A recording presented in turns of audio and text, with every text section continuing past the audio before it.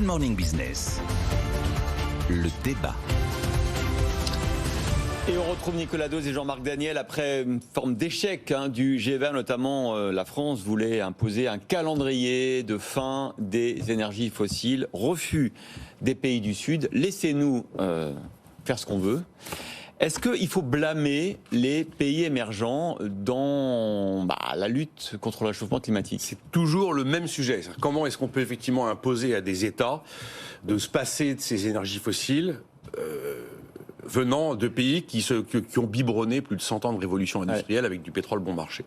C'est toujours une position quand même très compliquée. Alors à mon avis, la question c'est quel est l'enjeu ? Est-ce que l'enjeu c'est effectivement de faire multiplier les actions de décarbonation dans son propre pays, ou de se dire que on lutte contre le réchauffement et que le réchauffement par définition, il n'y a pas de frontières. Toutes les actions qu'on peut mener en France métropolitaine, c'est pas la question du réchauffement climatique, c'est la question de ce que la France est capable de faire. Ou est-ce qu'il faut donc lutter contre le réchauffement qui n'a pas de frontières en utilisant les milliards de la manière la plus efficace dans les secteurs les plus faciles à décarboner. Il y a un spécialiste assez connu quand même des questions climatiques, qui est François Gémen, et qui explique que là où les coûts d'abattement sont les plus faibles, donc là en fait où les milliards sont les plus efficaces et où les secteurs sont les plus faciles à décarboner, tout ça se situe dans les pays du Sud. Oui. C'est-à-dire, dit autrement, est-ce que la France a intérêt effectivement à investir beaucoup d'argent pour aider l'Inde à décarboner son électricité, ou est-ce que, notamment pour des raisons un peu politiques, on a intérêt à détruire l'aéroport Charles de Gaulle chez nous ? C'est un peu vulgaire de le présenter comme ça. Mais c'est un peu comme ça que la question se pose. Et alors, quand vous me dites, faut-il blâmer les pays émergents, ces conclusions du G20 et des Nations Unies interviennent alors que plein de décisions viennent d'être prises dans des bons vieux pays européens. Vous avez les députés allemands, vendredi, qui viennent d'allonger le délai pour l'abandon des chaudières à gaz et des chaudières au fioul en Allemagne. Vous avez la Suède qui vient, juste là, d'annoncer de nouvelles subventions à l'essence. Vous avez de la même manière les Pays-Bas qui ont décidé de renoncer à leur promesse de réduction des émissions d'azote qu'ils avaient prises à l'horizon 2030. Et puis, il y a quelques jours, Bercy, finalement, a décidé de revenir un petit peu en arrière sur le fait de commencer à réduire la niche fiscale du gazole non routier en disant que finalement, on va épargner les poids lourds de cette décision. Alors, dire qu'on va blâmer certains États, non, je ne pense pas qu'il faille blâmer les pays émergents pour répondre de manière un peu directe à la question. J'ajoute que pendant ce temps-là, la Chine a installé 200 gigawatts de panneaux solaires cette année. C'est plus que tout ce qui a été installé dans le monde l'année dernière. Donc bon, c'est juste ça comme ça. Mais ils continuent à consommer du charbon pour les construire. Oui. Ça peut pas être parfait.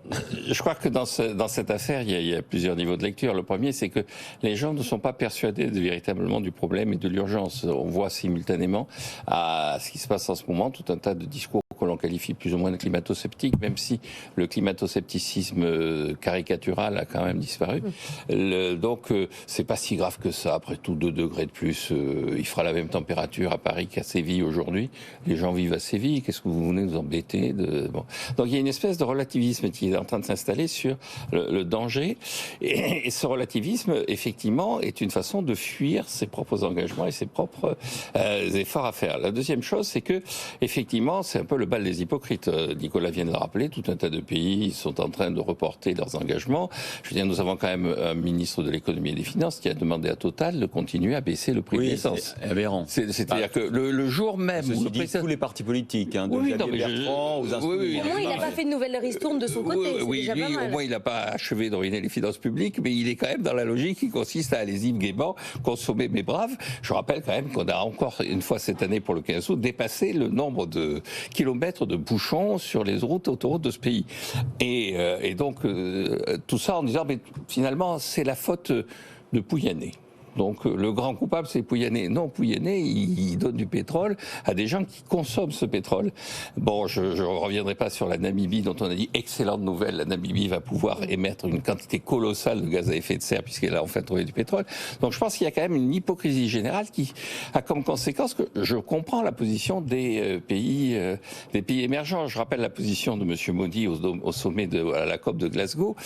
Il avait dit à Boris Johnson, qui à l'époque était Premier ministre britannique, il avait dit: vous avez jeté avec le charbon britannique au 19e siècle beaucoup plus de gaz à effet de serre que nous, et vous n'avez même pas la pudeur de faire semblant puisque vous êtes venu en avion. Vous auriez pu venir de Londres à Glasgow en train, et donc vous assumez avec une forme d'indécence le fait que ce que vous avez fait et que vous continuez à faire. Donc je pense qu'il y a un moment où il faut dépasser les jugements moraux et constater qu'effectivement, il va falloir mettre en place des outils concrets.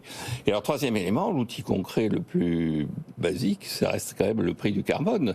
Donc il faut généraliser l'action sur le prix du carbone, en sachant que, par exemple, il y a un fonds de 100 milliards de dollars qui est prévu pour les pays émergents en disant vous allez recevoir 100 milliards pour compenser le fait que vous ne pouvez pas vous attaquer, vous industrialiser comme vous voulez. Je pense que ça va au-delà de l'argent. C'est-à-dire que l'argent, ça doit être vraiment être associé à un effort collectif. Le principe de la taxe carbone, c'est que non seulement on gagne des ressources, mais c'est aussi on modifie le comportement des gens. Il y a un moment où l'enjeu, c'est de modifier le comportement des gens. Et donc, il faut être déterminé. Comme on dit en latin, Oui, c'est lundi. c'est lundi. Age quod agis. Fais ce que tu fais. Quand tu as commencé à faire quelque chose, tu le fais sérieusement, tu le fais jusqu'au bout. Tu te contentes pas de dire, tu agis. Bah, Ça fonctionne, hein, la taxe carbone. Vous avez vu que l'UFIP a annoncé qu'il y avait une baisse de la consommation de carburant en France. Ouais. Pas colossale, mais il y a une Signal baisse. prix. Mais il faudra quand même sans doute que la situation se dégrade encore plus pour que l'humanité prenne conscience de la folie. Hein. C'est assez alarmant quand même parce Bah que oui, très. les rapports disent que les enjeux c'est 2030, 2050. Enfin, cette insouciance est surprenante parce que on peut dire si c'est en 2100, moi je serai plus là. Mais les gens qui prennent les décisions en 2030, 2050, Certains ont des enfants. oui, ils ont des enfants. Et ils Pendant doivent ce être temps-là, là. est-ce que vous êtes capable de me citer un modèle de Lancia?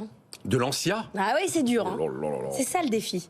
Mais non. Bah voilà, bah c'est tout le sujet, puisque Joël Véranier, notre invité, Jean-Marc, le directeur un modèle de Lancia Lancia France. Ah non. Eh ben non. Ah mais là, Ah. mais alors j'assume. J'assume. Je voulais je pas le me sentir- regrette. je voulais pas me mais- sentir trop seul. Attendez, mais Lancia, marque de Stellantis, va avoir une seconde chance. On en Ah parle oui. tout de suite. Oui, non, c'est une marque italienne connue, mais Non, mais- j'assume. C'est fini, À demain, Jean-Marc. à demain, Merci, Jean-Marc. au revoir. À demain.